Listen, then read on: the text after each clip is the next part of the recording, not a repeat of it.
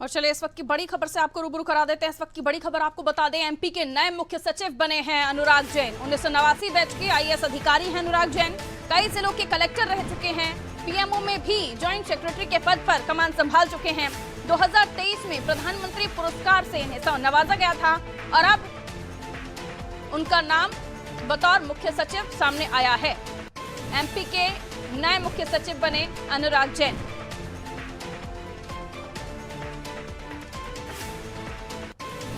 ये सवाल बहुत समय से चल रहा था कि कौन वीरा की विरासत संभालेगा, लेकिन अब जो नाम सामने आया है इसको लेकर चर्चा नहीं हो रही थी। देखिए, सुबह से जो नाम चर्चा में था वो कोई और था, राजेश राजौरा जी का नाम चल रहा था, लेकिन अब ये जो नाम सामने आया है ये भी चर्चा का विषय बन गया है, क्योंकि अब तक किसी और तरह की सूचनाएं मिल रही थी।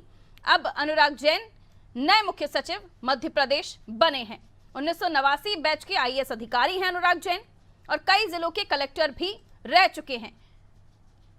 और चलिए, अनुराग जैन को मुख्य सचिव बनाया गया है, इनके बारे में और भी जान लेते हैं। और एकदम से जो ट्विस्ट सामने आया है इसको लेकर भी हम समझने की कोशिश करेंगे, क्योंकि अब तक खबरें कुछ और चल रही थी। प्रभु पटेरिया जी हमारे एसोसिएट एडिटर हैं, हमारे साथ इस वक्त स्टूडियो में मौजूद हैं। प्रभु जी, अनुराग जैन चौंकाने वाला नाम लगता है आपको, या आपको लगता है कि दो नाम चल रहे थे? क्योंकि अब तक सुबह से खबर यही थी कि राजेश राजौरा हैं, और अगर अनुराग जैन जी को बनाया गया है तो इनका बैकग्राउंड आप क्या देखते हैं? क्या इनकी उपलब्धियां होंगी जिसकी वजह से इतनी महत्वपूर्ण जिम्मेदारी ने दी गई है?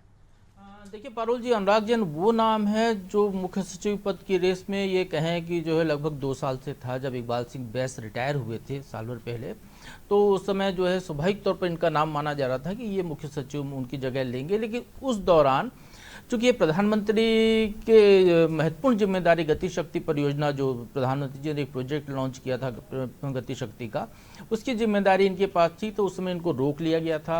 ऐसा ये कहा जाता है कि सीधे पीएम का ये कहना था कि कुछ दिन रुक जाएं, उसके बाद आपको छोड़ देंगे। 6 महीने के बाद कार्यकाल बीता, फिर जब एक्सटेंशन की बारी आई तो तब तक यहाँ पर जो है चुनाव की स्थिति थी, तो उसको देखते हुए वहाँ पर भी मामला टल गया था। चूंकि इलेक्शन आ रहे थे तो उस समय अनुराग जैन ने भी शायद सोचा हो कि अभी जाना ठीक नहीं है, और परिस्थितियाँ ऐसी नहीं भी थी। उसके बाद वीरा राणा यहाँ पर लगा, उनको एक्सटेंशन मिल गया वीरा राणा को।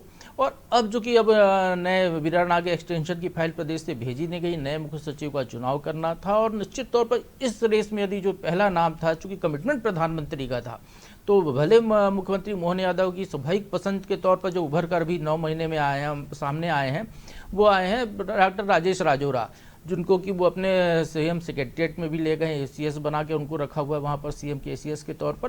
लेकिन ये नाम जो है चूंकि दिल्ली का था, डिलीवरी देने वाले अधिकारी हैं, प्रधानमंत्री की पसंद के अधिकारी हैं, वो पहले भी एक बार पीएमओ में रह चुके हैं, दोबारा भी वो प्रधानमंत्री से जुड़े हुए महत्वपूर्ण दायित्वों को वहाँ पर दिल्ली में रहकर निभा रहे थे। तो निश्चित तौर पर इसको देखते हुए उनका जो एक टेन्योर बाकी है, करीब 8 महीने वो रहेंगे, तो शायद मध्य प्रदेश में ये कहें कि मुख्यमंत्री जी की भी सहमति इसको लेकर रही होगी। कल उनकी दिल्ली में बात हुई थी, इनसे मुलाकात हुई थी। अनुराग जैन के बारे में मैं बता दूं आपको कि अनुराग जैन वो शख्सियत हैं जिनने मध्य प्रदेश में जो पानी रोको अभियान जो चल रहा है, जब मंदसौर में थे तो उन्हें जल गंगा अभियान चलाया था एक, उस क्षेत्र में जो पानी को रोकने का प्रयास करके, तो तब वो पहली बार चर्चा में आए थे मंदसौर कलेक्टर रहने के नाते। दिग्विजय सिंह सरकार के दौरान की बात है ये। उसके बाद वो भोपाल कलेक्टर रहे, यहाँ पर भी उन्हें अच्छा प्रशासनिक कामकाज किया, विभिन्न पदों पर रहे। शिवराज सिंह चौहान जब मुख्यमंत्री बने तो इकबाल सिंह बैस के साथ जो है इनको भी वहाँ पर सीएम सेक्रेटरीट में पोस्ट किया गया था, और वहाँ पर रहकर इन्हें जो है लोक सेवा गारंटी कानून जैसा एक कानून बनाकर दिया पहली बार कि कोई भी अधिकारी, जो आज हम लोक सेवा केंद्र देखते हैं ना आपको, कि आपको एक आय प्रमाण पत्र चाहिए या मूल निवासी प्रमाणित पत्र चाहिए, तो आप वहाँ पर जाएँ, आवेदन दें, और आपको जो है तय दिन में 7 दिन बाद 15 दिन जो उसकी समय होती है, आपको अपने आप प्रमाण पत्र मिल जाएगा, उसको आप डाउनलोड कर सकते हैं। इसकी जो मूल आधारशिला जो रखने वाले अधिकारी थे तो वो थे अनुराग जैन।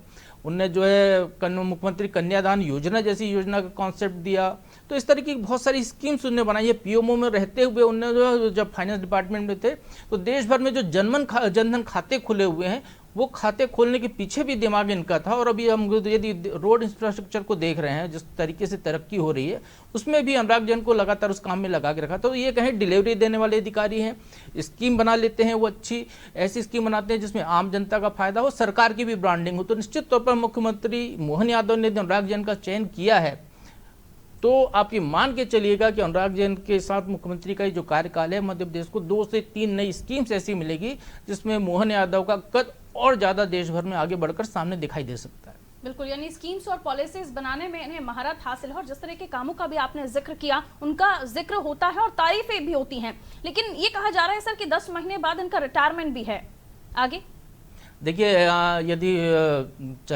मतलब मुख्यमंत्री सहमत रहे, अनुराग जैन की इच्छा रही तो इनको 10 महीने बाद एक्सटेंशन भी इनको मिल सकता है निश्चित तौर पर। अभी हमने देख रहे थे इकबाल सिंह बैस को लगातार 2 एक्सटेंशन मिले थे, वीरर राणा को एक्सटेंशन मिला है।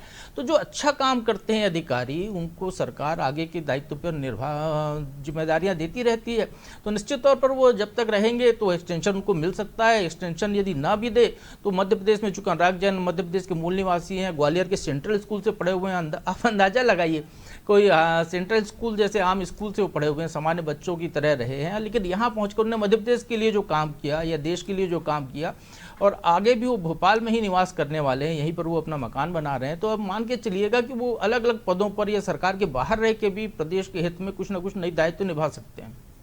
बिल्कुल सर, जैसे कि जिक्र आपने भी किया कि पीएम मोदी का भी कहीं ना कहीं काफ़ी ये अटैच हैं या फिर यूँ कहीं के लगाव है या फिर पसंदीदा नाम है, तो जाहिर सी बात है केंद्र की पॉलिसीज को भी बेहतरीन तरीके से धरातल पर उतारने का काम करेंगे। कई बार ऐसी खबरें आती हैं कि कई ऐसी पॉलिसीज जिनमें कुछ ऐसे हितग्राही जिनको लाभ नहीं मिला या कुछ ऐसे पॉइंट्स, तो आप मानते हैं कि अब अनुराग जैन उनको और भी आगे बढ़ाएंगे, यानी केंद्र और राज्य दोनों के कामों को और आगे लेकर जाएंगे? देखिए, जब मुख्य सचिव जैसी पद पर बैठा हुआ अधिकारी जिसको केंद्र और राज्य के कामकाज का खासा अनुभव हो, जिसका सीधा अप्रोच पीएमओ तक हो, कि वो इतने सीनियर लेवल पर पहुंच चुके हैं कि वो पीएमओ के जो अधिकारी हैं जो उनके जूनियर रहे हैं, आईएएस के एक दूसरे के जूनियर ही होते हैं जो नीचे के पद पे, तो उनको कोई निर्देश यदि प्रदेश के बारे में दे सकते हैं कि मध्य प्रदेश की ये फाइल यहाँ पे अटकी हुई है, हम ऐसा प्रोजेक्ट बनाना है, इसमें केंद्र की ये मदद चाहिए, तो आप निश्चित मान के चलिएगा कि वो मिलेगी। क्योंकि अनुराग जैन का जो पीएमओ में रहने के दौरान का पहले 6 साल का जो टेन्योर था, उसके बाद का जो केंद्र की सरकार का टेन्योर है 2020 से फिर वहाँ पर है वो 4 साल ये हो गए। तो इस दौरान प्रधानमंत्री ने बहुत अच्छे से उनको जाना है। दिल्ली के जो तमाम आला अधिकारी हैं और बड़े प्रोफाइल के जो मंत्री हैं वो सब उनके बारे में बहुत बेहतर तरीके से जानते हैं, क्योंकि वो बेदाग छवि के अधिकारी हैं।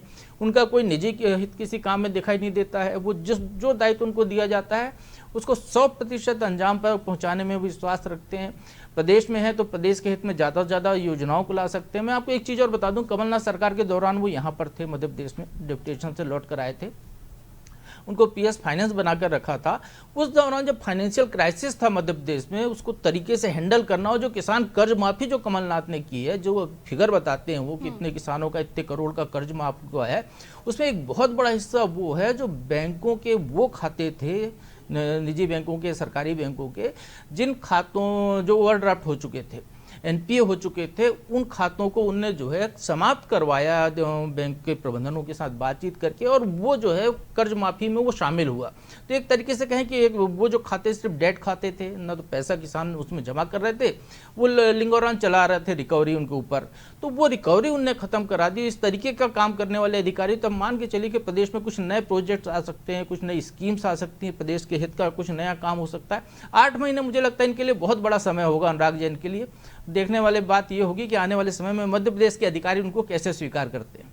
बिल्कुल, ये अपने आप में महत्वपूर्ण होगा। यानी कहा जा सकता है कुल मिलाकर के अनुराग जैन डबल इंजन में और भी रफ्तार देने का काम करेंगे और भी माइलेज देने का काम करेंगे, क्योंकि दोनों ही जगह उन्हें पसंद किया जाता है। बहुत शुक्रिया प्रभु जी, आप हमें जानकारी देने के लिए।